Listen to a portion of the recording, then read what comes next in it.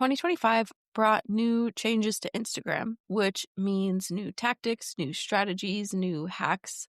Now, as we go into 2026, how can online business owners, especially mom business owners who have very little time to spend on content, especially when it's seemingly not helping their business, how can we maximize our efforts on this app? That is exactly what I'm going to walk you through today, what to expect as far as Instagram strategy moving forward into 2026. Welcome to Mompreneur Mastery. I'm your host, Sydney O'Brien, an Instagram strategist turned content and messaging strategist after watching the online space get louder, buyers take longer, and content turn into a performance instead of real connection. On this podcast, you'll learn how to clarify your message so your content actually stands out in a sea of copy and paste trends and AI noise, and also how to strategize your content across platforms to build the trust and connection that turns followers into clients. All in doable, brain space saving episodes you can fit in between school pickup and reheating your coffee for the third time. Let's dive in. Changes to Instagram are not new. I feel like constantly we're getting updates that literally nobody asked for, and it always messes with how content gets shown to followers, to non-followers. It oftentimes leads to drops in engagement, which is a pain in the ass. And I think there is like one big takeaway as far as Instagram strategy as a whole that this kind of has exposed repeatedly as this happens year after year after year. But I'll get into that in just a minute. The finer details really come down to when you are a super busy business owner who is kind of working in the margins of your day, especially when it comes to social media content, right? Like you have a million other things to do. Your priority is normally like actual work, like business work. You want to have time to support the clients you already have, not have to post reels on Instagram or like silly little stories. So how can we spend the least amount of time on this while still maximizing the return on that time and effort investment we're putting into Instagram?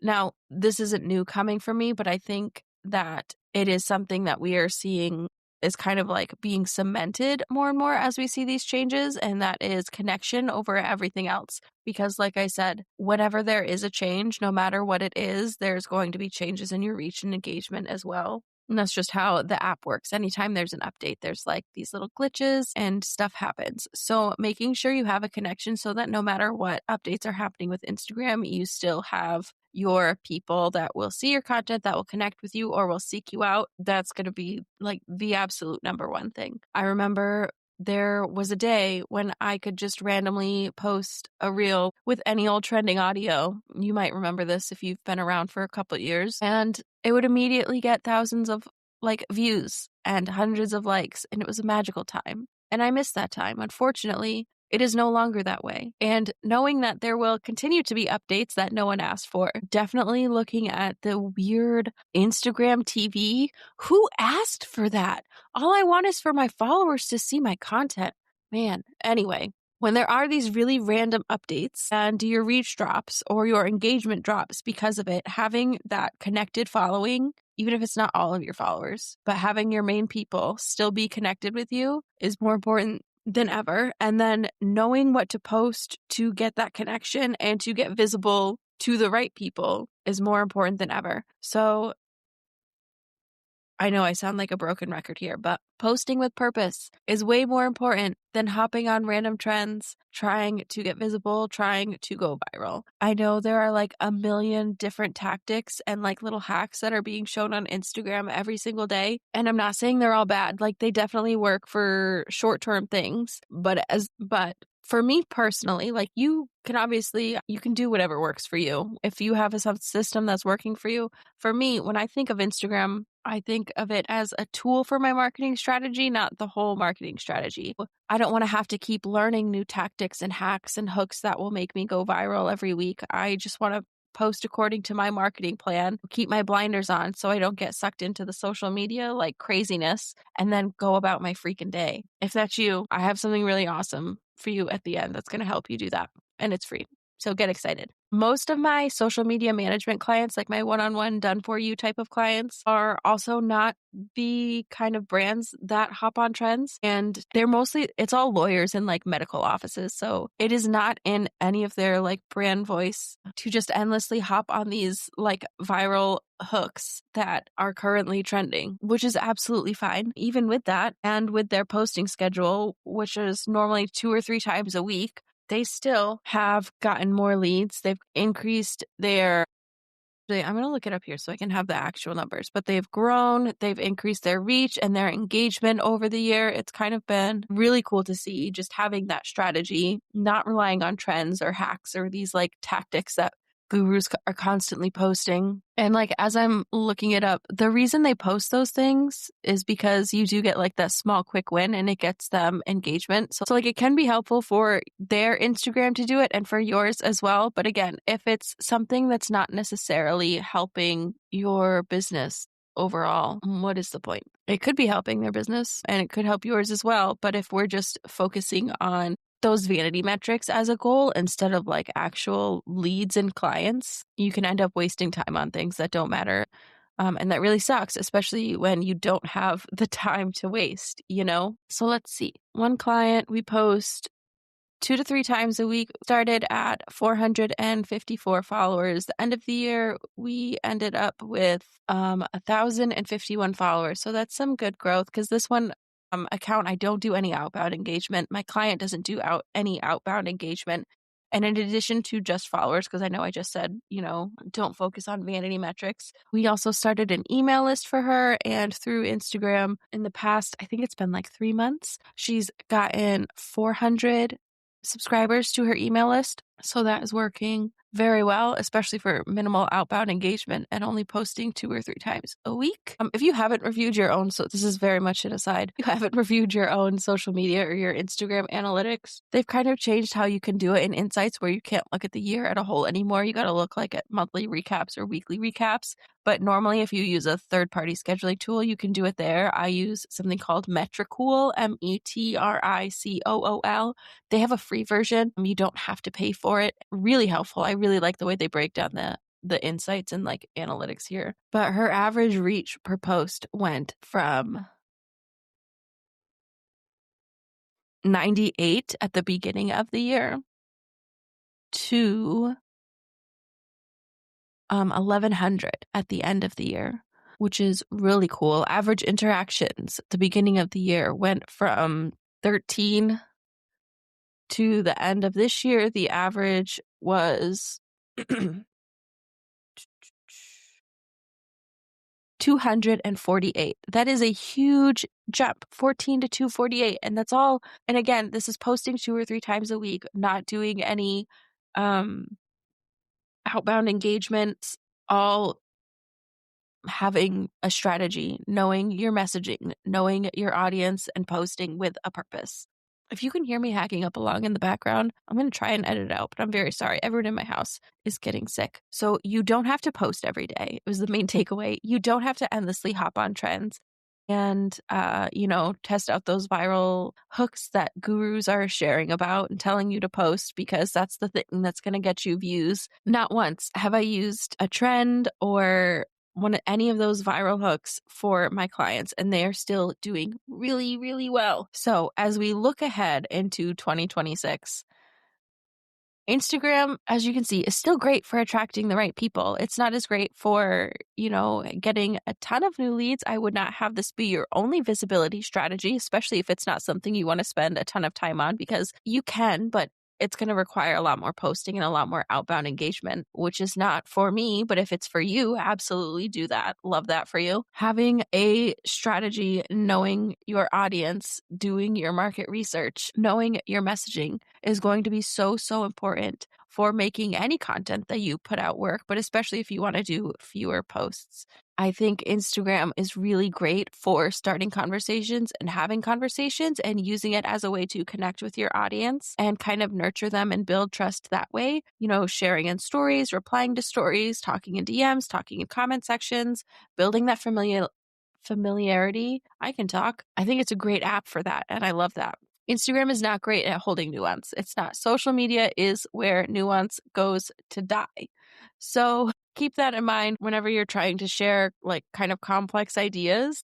That's really more kind of content for long form emails, podcast episodes, blog posts, that kind of thing.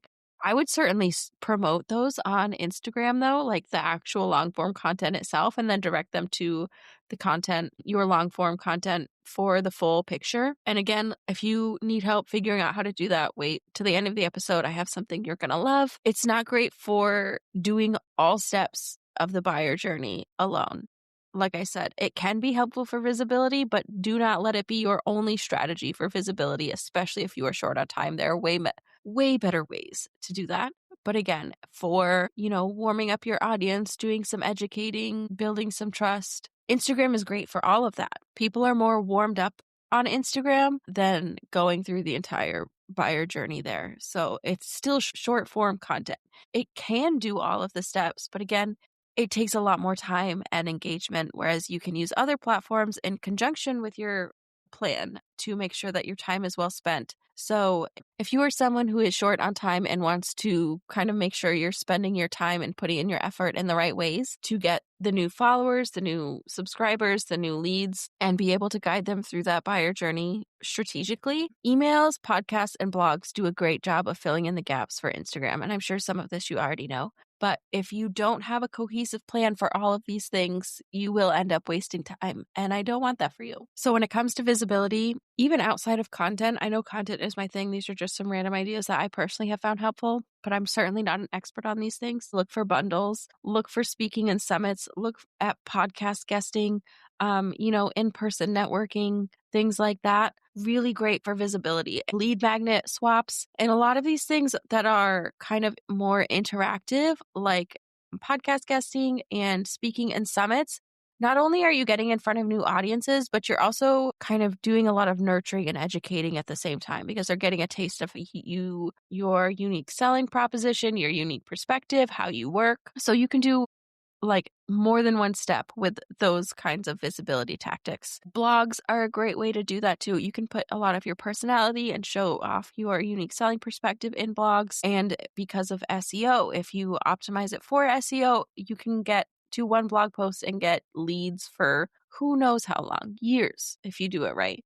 And podcasts, if you have your own podcast, super similar. You can get leads for a very long time if you have a strategy behind it. Podcasts are so great for storytelling. They hear your voice, they hear your tone, they hear your perspectives. It's a great place to nurture and foster that connection. You can tell stories like case studies and build that trust. Just always have a call to action for them to join your world somehow, like join your email list, grab your lead magnet, something like that. So keep in mind for Instagram, no one is buying from a single post. People are normally not buying just from Instagram anymore either. They need to see more of you elsewhere. So have a marketing strategy that has all of your content wherever you're showing up working together, and keep the purpose of each platform in mind. As you do this, just to save yourself some time and effort, content should move people forward to an end goal.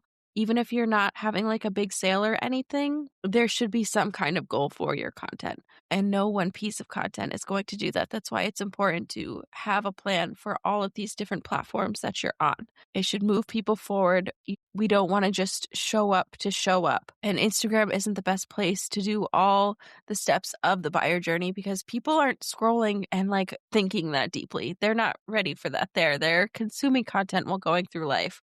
Whereas if you have an Instagram post directing them to a podcast or a blog, they can learn a lot more from you there and get a feel for how you work and your unique perspectives, which will really help them move along that buyer journey for you and your world. So what this can look like in real life is I have this podcast for this week. This is going to be my main kind of topic for the week: Instagram and marketing, online marketing in 2026. Now, at the end of this podcast, I'm going to give a call to action for you to get my new lead magnet. When this comes out on a Monday, I'm also going to send an email to my list promoting this podcast episode. Other emails that week will be talking about things that relate to this main topic and also directing them to my new lead magnet. On Instagram, when you see me show up there, I will also be talking about things that relate to this main topic in a much smaller scale, right? Because people don't like nuance and context on social media. They want like short, quick, easy, digestible things. So it'll be like micro topics here with this, under this big umbrella of 2026 strategy. And those calls to actions, one will be to promote my podcast episode. The others will be to direct people to my lead magnet. I'm also going to write an SEO optimized blog about this podcast episode. And guess what? It will include a link to my new lead magnet. So when people Google content plans 2026 or Instagram strategy 2026, I will pop up and they will get on my email list and come in my world through that lead magnet. Now, that's just this week for me. You know, I'm not always promoting new lead magnets or even having like big sales. So it's going to look different every week, but that's just an example of how you can tie things together. If you have something else going on in your business, let me tell you about my new lead magnet. It's a custom GPT that I made that can give you 2 weeks of a content plan based on what you're working on in your business now, what platforms you show up on, and how those platforms can work together strategically so you're not wasting time on content that isn't leading your audience anywhere. It's called the Content Chaos Reset. I will put the link in the show notes for you. And I'm really excited to see what content you share after you get a 2-week content plan. It'll save you time, it'll reduce your decision fatigue, and it'll help build those touch points that you need in a meaningful way and do it more strategically so it saves you time, like I said, and make sure that we're using every platform to its strength. If your content feels busy but not necessarily effective, you don't need new ideas, you don't need new hacks or trends. You need clarity and you need a plan, and you can get that with the Content Chaos Reset. Again, link in the show notes for that. Thank you so much for listening, and I'm so excited to be back in your earbuds next week. Thank you so much for being here and for listening to me yap on Mompreneur Mastery. If planning your content and strategizing it still feels harder than it should, check out the Content Chaos Reset. You give it a little bit of information about your business and your offer, and it'll plan 2 weeks of content for you, posts, emails, blogs, or podcasts that all support each other so you have a cohesive marketing plan. It's free and it's linked in the show notes, or you can head to sydneyobrien.com/reset, RESET.